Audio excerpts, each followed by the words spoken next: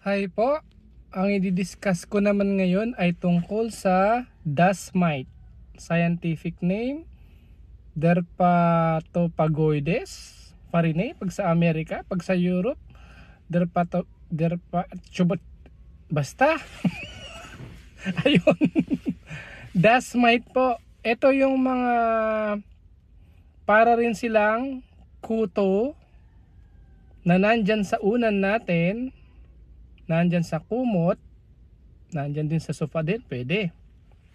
Yun nga lang, hindi sila nakikita. Microscopic sila, hindi kagaya ng surot, pwede mong makita.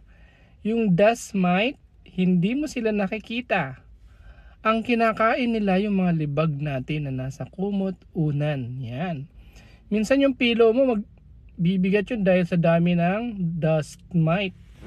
Siyempre tumatay din yung dust mite. Yung dust mite dahil microscopic siya, hindi mo siya nakikita, pwede mo siyang masinghot, mag-cause ng allergic reaction. Ubo-ubo ka. Pwede rin yung allergic reaction sa balat. Dust mite, hindi po yun nakikita. Yun po.